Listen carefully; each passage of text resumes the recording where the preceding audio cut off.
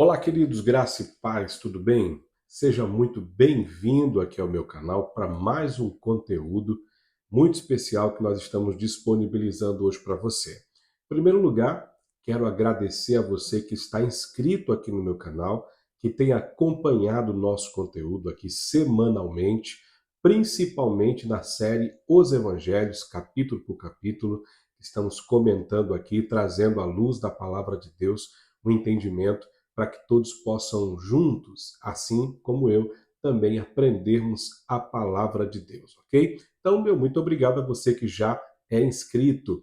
Você que ainda não é inscrito, que está acessando aqui o nosso conteúdo pela primeira vez, seja muito bem-vindo e não se esqueça de se inscrever no canal, tocar o sininho para que os conteúdos cheguem a você em primeira mão, né?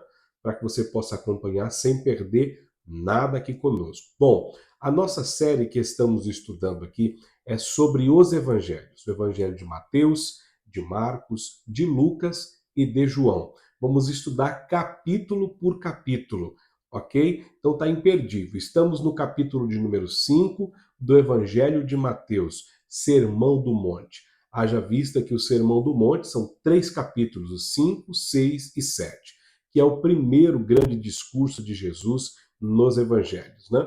Então, tá muito bacana, tá muito edificante, as pessoas têm gostado bastante, têm comentado, né? Se você tiver alguma dúvida com relação ao que nós vamos tratar aqui, deixe aí nos comentários, tá bem? É muito bem-vindo a sua dúvida, a sua também sugestão, ok? A sua crítica, seja muito bem-vindo também para criticar, tá bem? Nós estamos aqui para melhorar sempre. E não se esqueça de compartilhar no grupo aí da sua igreja, no grupo de célula, de pequenos grupos aí, aquele grupo no WhatsApp, no Telegram, também lá nas redes sociais, tá bem? Você pode seguir a gente lá também, tanto no Facebook quanto no Instagram, tá bem? Mas pronto, seja muito bem-vindo a mais um conteúdo, vamos juntos estudar a palavra de Deus. Quero que você já pegue a sua Bíblia, ok? A sua caneta, o seu bloco de anotações, porque o conteúdo hoje está incrível.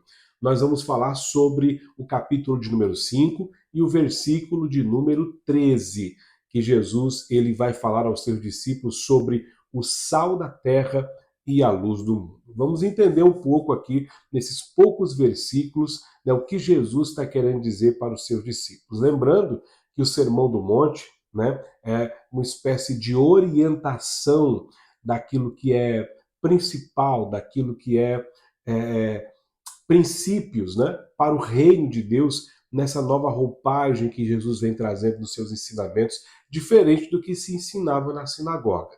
Essa era a grande questão, essa era o grande, né, diferencial que Jesus tinha. Trazer uma nova roupagem dentro daquilo que não era ensinado na sinagoga, mas ensinando aos seus discípulos, à multidão, às pessoas que o ouviam, sobre o reino de Deus. Você que ainda não acompanhou os outros capítulos, né, pode ficar um pouco perdido aqui no que nós vamos tratar hoje, mas assista os capítulos anteriores e você vai ficar por dentro, não vai ter nenhum problema aí de entendimento, tá bem?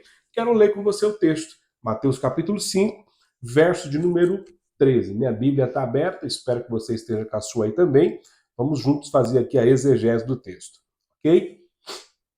O verso de número 13 diz assim: Vocês são o sal da terra. Ora, se o sal vier a ser insípido, como lhe restaurar o sabor? Para nada mais presta, senão para ser lançado fora, pisado pelos homens. Agora o verso de número 14. Vocês são a luz do mundo, não se pode esconder uma cidade situada num alto monte. Verso de número 15 diz assim: Nem se acende uma lamparina para colocá-la debaixo de um cesto, mas no lugar adequado, aonde ilumina bem todos que estão na casa. Verso 16, que é o último verso deste assunto, diz assim: Assim brilhe também a luz de vocês diante dos outros, para que vejam as boas obras que vocês fazem e glorifiquem o Pai de vocês que está nos céus. É importante nós entendermos aqui algumas coisas interessantes dentro desse contexto que Jesus está falando, né? Lembrando que estamos no Sermão do Monte, né? Orientações básicas para aqueles que vão seguir os ensinos de Jesus, para os discípulos de Jesus. Lembrando que tem uma grande multidão ouvindo Jesus, ele sobe ao monte, como eu já disse aqui no começo do capítulo 5, e ele fraseia ali para toda a multidão os seus ensinos, assim como também para os seus discípulos, né? Para você que não sabe o que são discípulos, discípulos são alunos. Jesus, para ser reconhecido como rabi ou mestre, ele precisava de alunos. Então ele escolhe alunos para que estejam com ele diariamente e automaticamente uma grande multidão segue também, porque como eu já disse anteriormente, os ensinos de Jesus eram muito diferentes, né? Tanto na sua aplicação quanto no seu ensinamento daquilo que se ouvia nas sinagogas. Por isso que arrastava muitas multidões, porque além de ter esse diferencial, as palavras de Jesus queimavam os corações daquele que os ouvia. É muito simples você entender isso quando você lê que os discípulos que desciam do caminho de Emaús após a ressurreição olham para o outro e diz: porventura o teu coração também não queimava, assim como o meu? E é aí então que eles descobrem que Jesus estava presente e eles não se deram conta. As palavras do reino de Jesus queimavam aos corações dos seus ouvintes. E era por isso que Jesus tinha a capacidade de manter os seus ouvintes atentos ouvindo os seus ensinamentos. Eu fiz algumas anotações e eu quero compartilhar com você, né, dentro disso. Nós vamos falar versículo por versículo, vamos estudar cada versículo, cada assunto, porque eu acho que é de muita importância para todos nós. Ok? Primeiro ponto que eu quero compartilhar aqui com vocês é este texto, este assunto é sobre Jesus dizendo que nós somos sal da terra e luz do mundo. Ou seja, Jesus está dizendo aos seus discípulos que nós temos uma responsabilidade como cristãos aqui nesse mundo. E essa responsabilidade não é somente espiritual, mas também de cunho social, ok? E isso nós vamos ver aqui no decorrer, tá, do texto. Mas, lá no versículo de número 13, Jesus começa dizendo assim: vós sois o sal da terra. Jesus nos mostra que temos uma responsabilidade com o mundo. Primeira coisa que eu acho interessante ressaltar. Segundo, que temos um propósito a ser cumprido. Nós temos um propósito. Você tem um propósito a ser cumprido. Porque Jesus está falando para os seus discípulos. E nós somos os discípulos de Cristo. Somos nós que estamos dando continuidade ao Evangelho, às suas palavras, aquilo que ele ensinou. Sendo assim, tendo um propósito, em primeiro aspecto, o primeiro propósito que nós temos, que Jesus mostra no verso de número 13, é que nós somos o sal. E para que serve o sal? O sal serve, primeiro, para conservar, ok? Olha só a metáfora que Jesus está usando para comparar os seus discípulos. Ele diz: vocês são sal, vocês são aqueles que conservam. Ora, o sal naquela altura em que Jesus estava vivendo tinha muita importância, porque ele era utilizado para conservar alimentos. É isso mesmo, naquela altura não tinha geladeira, né? O freezer ou arca, como chamamos aqui, né? Para conservar os alimentos perecíveis. Então, eles se utilizavam do sal para isso, para conservar os alimentos. Aí Jesus olha para os seus discípulos e chama eles de sal, ou seja, vocês são aqueles que conservam. Mas conservam o que, Jesus? Explica melhor para nós. Primeiro, conservam a doutrina e a pureza da fé, a pureza dos seus ensinamentos, a doutrina que Jesus veio ensinar através do seu ministério. Segunda coisa, conservar a comunhão entre o homem e Deus. Terceira coisa, conservar o modelo da conduta cristã. Porque se você pegar todo o Sermão do Monte, Jesus está falando de conduta, de comportamento. E como sal da terra, precisamos moderar e conservar essa conduta. E aqui eu acho interessante também ressaltar que nós, como Igreja de Cristo, como sal na terra, né, somos conservadores da ordem cósmica, humana, social e espiritual. Você sabia que as coisas no mundo só não tomam um rumo catastrófico porque eu e você ainda estamos nele? Nós somos o freio para que o Deus desse século não destrua a humanidade. Mas isso vai acontecer quando?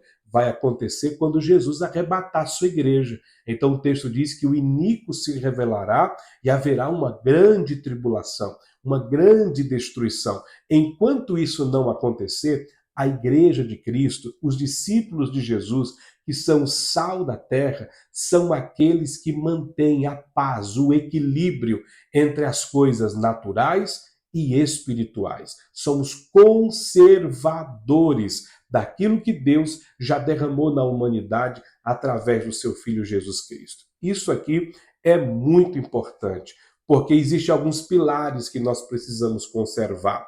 Primeiro, precisamos conservar a vida, dizer não à morte, dizer não ao aborto, né? Nesses últimos dias atrás, por exemplo, a França liberou a matança dos inocentes, deu até uma certa polêmica na mídia, né? Está correndo aí por esses dias muitas manifestações, muita gente festejando também, e esta é uma das bandeiras que nós conservadores defendemos, que é a vida e não ao aborto. Segunda coisa que nós defendemos, a liberdade, porque a Bíblia diz que aonde há o Espírito de Deus, aí há liberdade. Toda forma de opressão, toda forma de ditadura, toda forma, né, de governo ou de situações ou de pessoas que tentam inibir aquilo que queremos expressar, é repudiada diante da fé cristã, até porque a liberdade de expressão só existe por causa do cristianismo. O cristianismo é o maior defensor da liberdade de expressão. Esse é um dos pilares que nós, conservadores, como sal que Jesus nos chamou, defendemos. E o terceiro pilar, que eu acho que é de suma importância, e a Bíblia diz que é de muita importância, é a família. Não existe modelos de família, só existe um modelo de família, que é o modelo bíblico. O pai, a mãe e a sua prole. Este é o único modelo de família que existe. Todos os outros são invenções humanas. Todos os outros são invenções de pessoas que querem impor na sociedade os seus próprios interesses, os seus próprios desejos, as suas próprias lascívias e assim por diante. Mas nós cristãos, nós conservadores, nós precisamos entender que esses pilares são importantes. A família é a célula mátria da humanidade. É o bem mais precioso que Deus instituiu, a família. Então nós, como sal da terra, como conservadores, como aqueles que levam do evangelho a sério, que levam o reino de Deus a sério, que tem Jesus como seu mestre, seu Senhor, precisa entender que somos conservadores daquilo que Deus já instituiu sobre nós como humanidade. Ok, gente? Segunda coisa que o sal tem como propriedade é dar sabor ao alimento. Isso aqui é muito interessante, porque o sal tem como propósito, ao ser aplicado nos alimentos, e dar o sabor, o tempero, aquele sabor gostoso, harmonioso, nem é de mais, nem é de menos, né? Isso é muito bacana. Para que o sabor do alimento seja harmonioso, em primeiro lugar, né? Precisamos entender que há dosagens de sal. Nem pode ser muito, nem pode ser pouco. E Jesus está olhando para os seus discípulos e está dizendo para eles assim, olha, vocês dão sabor ao mundo. Vocês são um diferencial neste mundo pecaminoso. Vocês são aqueles que conservam e dão sabor em um mundo em que as coisas ou estão salgadas demais ou estão sem sal. Isso aqui é muito, muito precioso para nós que somos cristãos. Nós precisamos entender essas coisas. Ser conservador, a integridade do sal, ou seja, se o sal perde a sua propriedade, que é dar sabor, para nada mais ele serve. Jesus diz isso lá no versículo de número 13, na parte B, né? Mas antes de ir para lá, eu queria deixar só um atento aqui, que eu anotei, que eu acho muito importante aqui, né? Que nós precisamos conservar a integridade do sal. Ou seja, ele precisa ser puro, não pode ter mistura. O cloreto de sódio, que é o sal no caso, não pode conter outras substâncias. É isso mesmo. Por quê? Porque o sal precisa estar puro, senão ele não cumpre o seu propósito. né? E por que ele precisa estar puro? Primeiro lugar, porque senão ele perde o propósito. Segundo lugar, ele pode salgar demais o alimento. Terceiro lugar, ele pode perder a sua dosagem, o seu propósito em dar sabor e dar menos sabor do que deveria. Ou seja, aquela comida que não tem o sal, a quantidade de sal ideal, é uma comida que sempre está faltando, ou uma comida que tem sal demais. É os dois extremos. E Jesus está nos ensinando aqui a termos equilíbrio. Quando ele fala de sabor, ele está falando de equilíbrio. Eu notei algumas coisas aqui que eu acho interessante ressaltar com você, tá? Ó, o sal pode perder a sua forma de salgar ou de dar sabor. Ninguém mais porque não, perdão, ninguém mais salga além daquilo que pode comer. Exemplo, as pessoas estão fazendo um tipo de alimento, coloca sal demais, ela não come aquela comida. Por quê? Porque está salgada demais. É a mesma coisa quando tem sal de menos, né? Tem os dois extremos. E aí, o que nós precisamos entender como, primeiro, conservadores e segundo, aqueles que dão sabor, é ter a medida certa, temperança. Este é o ponto de equilíbrio do Evangelho. É isso que Jesus está nos ensinando, a nós termos equilíbrio naquilo que vamos fazer, temperança naquilo que vamos fazer. Porque se o sal perder a sua propriedade, ele só serve para uma coisa, para ser pisado pelos homens. E isso aqui é muito interessante. O sal que era velho, ou seja, não servia para conservar ou dar sabor, era usado para pavimentação de ruas, já na época de Jesus mesmo, naquela altura. E também o sal que não servia para o alimento era jogado pelos sacerdotes, ou pelos levitas, no caso, nas escadarias do templo, à medida que as pessoas subiram, para que elas não escorregassem, né? Porque as escadarias do templo eram muito escorregadias. Então jogavam sal para que as pessoas pudessem não escorregar, não sofrer nenhum tipo de acidente. Ou seja, o sal, quando perde o seu propósito, a sua integridade, a sua pureza, ele só presta para ser pisado pelos homens. Isso aqui é muito importante nós sabermos. O sal sem a sua pureza mostra uma religião sem autenticidade, uma religião sem autoridade, ou seja, sem Cristo como centro dela.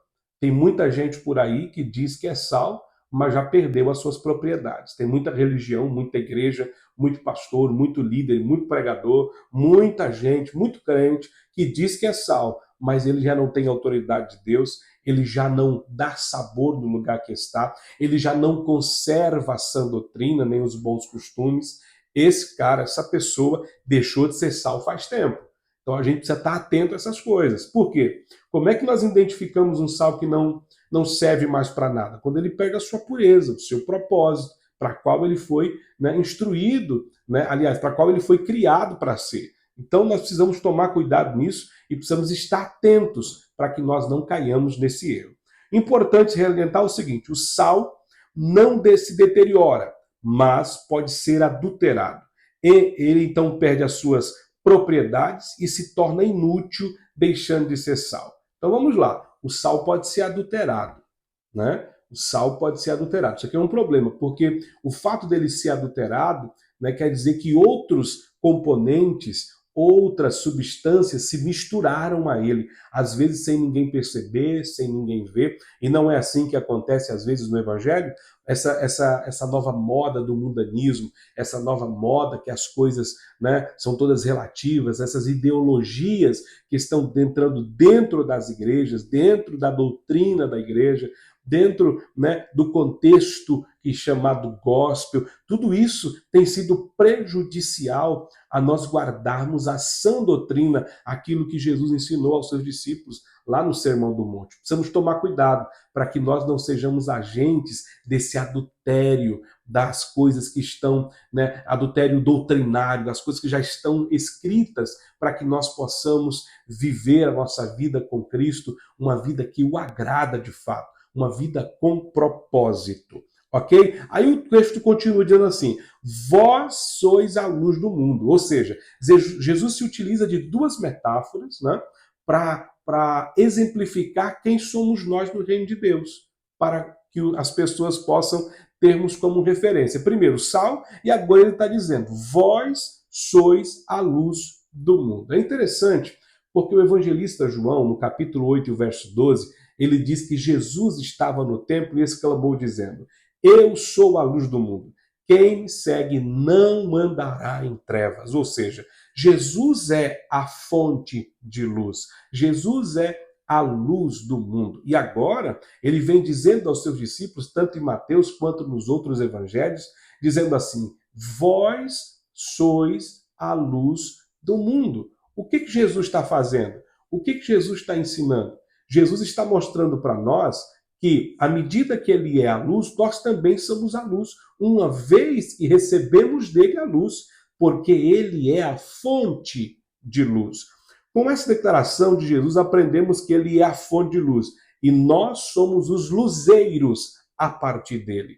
Não podemos cair do erro de pensar que nós temos luz própria, ok? Não temos luz própria, muito pelo contrário, dependemos da luz que emana dele, em nós e através de nós, ok? No texto do verso 14, Jesus nos mostra que quando decidimos servi-los e abandonamos o mundo e o pecado, saímos das trevas e agora Jesus, através de nós, resplandece sobre as trevas. Jesus mostra aqui pelo menos dois níveis, né, de luz que nós refletimos ou que nós possamos refletir. O primeiro nível de luz está quando ele diz, lá no verso de número ainda 14, que ele diz assim: olha, não se pode esconder uma cidade edificada. Ou seja, existe luz que tem capacidade de iluminar uma cidade inteira. Isso fala de ser referência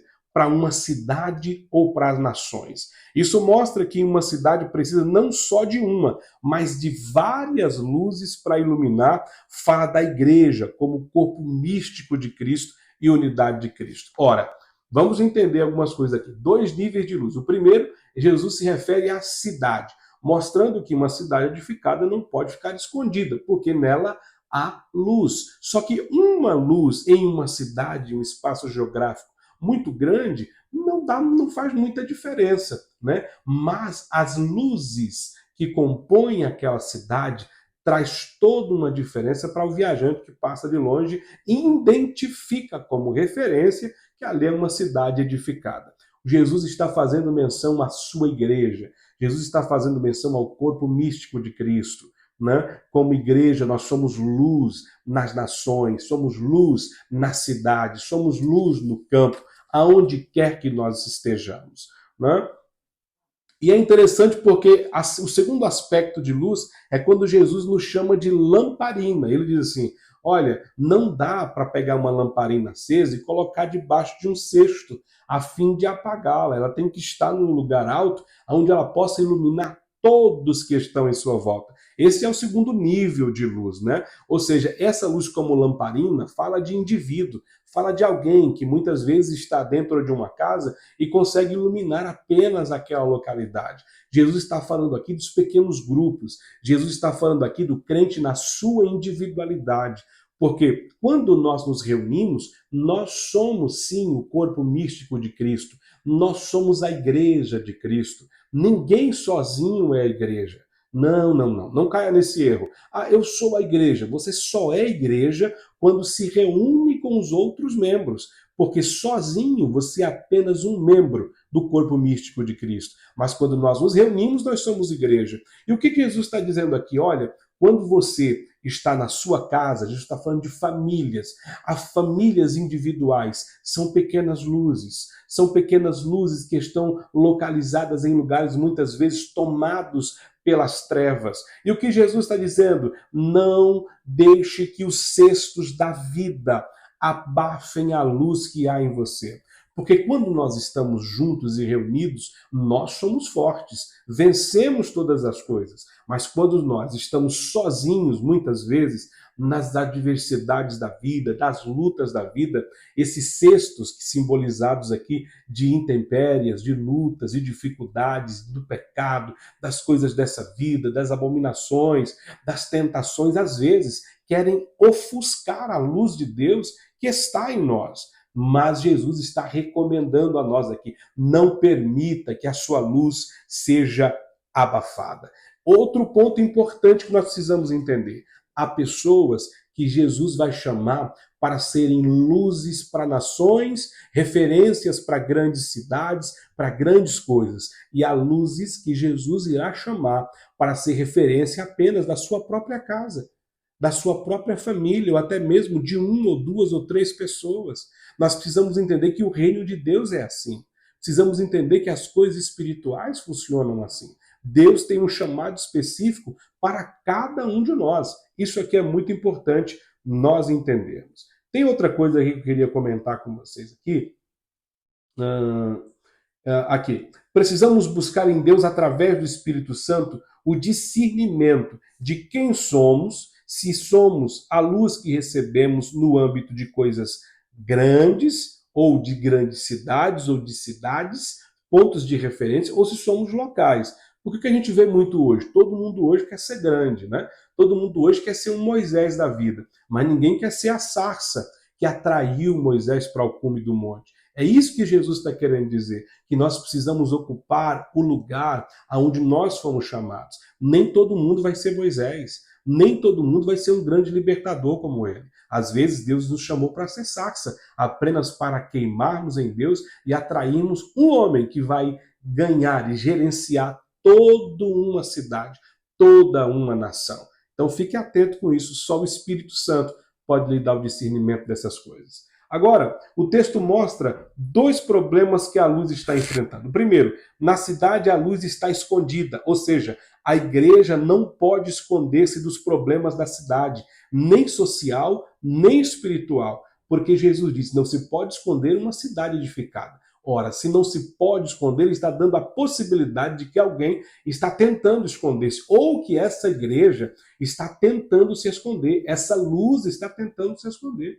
E a ideia aqui não é se esconder, a ideia aqui é se mostrar, é mostrar para que veio, é mostrar o Cristo, tanto no âmbito social quanto no âmbito espiritual. E o segundo, na casa a luz está abafada ou escondida por cestos, ou seja, os cestos aqui nós podemos simbolizar de problemas, dificuldades, o secularismo, a teologia mundana, teologia humanista, o pecado e tudo aquilo que tenta minar e adulterar a sã doutrina.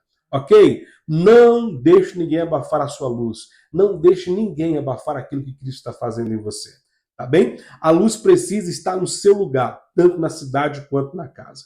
E no verso de número 16, assim brilha a vossa luz diante dos outros, para que vejam as suas boas obras. Isso aqui é fenomenal. É muito bacana. Eu gostei demais de estudar essa parte do Sermão do Monte, porque nos traz algumas revelações muito interessantes. As obras não são a luz. Isso aqui precisa ficar muito claro para nós.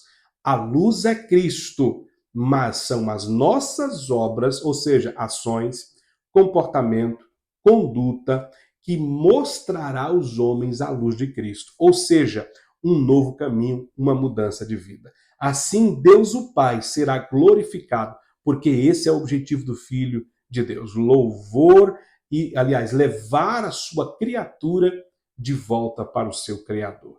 Gente, precisamos compreender essa verdade aqui. Isso aqui é muito importante. Isso aqui nós precisamos entender, ok? São os nossos comportamentos, porque ser cristão é mudança de comportamento. Evangelho é mudança de comportamento.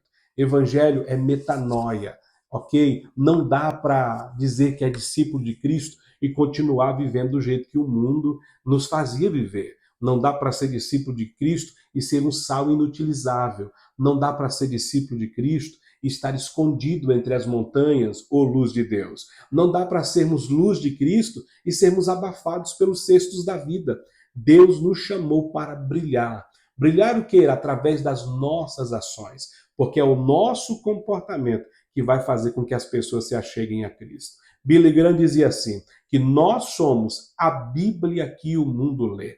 Ora, existem diversas formas de evangelização, né? E uma delas é o nosso testemunho, é o nosso comportamento, ok? Eu espero que você tenha sido muito abençoado com esse conteúdo de hoje, tá bem? Esse é o vídeo de hoje. No próximo vídeo nós vamos falar sobre a lei e Cristo, ainda dentro do capítulo 5, é muito assunto, tá bem? Assuntos bem complexos que nós vamos tentar aqui esmiuçar e trazer para você para um melhor entendimento, para que você seja edificado em Cristo. Bom, nosso conteúdo chegou ao fim hoje. Eu quero te agradecer a você que ficou comigo até o final desse vídeo, tá bem? Não esqueça de compartilhar, se inscrever, tocar o sininho, deixar um like, um comentário, uma dúvida, uma sugestão. Não se esqueça, ajude a gente a levar esse conteúdo a mais pessoas e a mais lugares para que o nome do Senhor seja glorificado. Você foi edificado? Você foi abençoado? Gostou do conteúdo? Compartilha com alguém, tá bem? Que Deus te abençoe e te guarde, no nome de Jesus. Que o Senhor resplandeça sobre ti o seu rosto e te dê a paz. Um grande abraço, Deus te abençoe, até a próxima.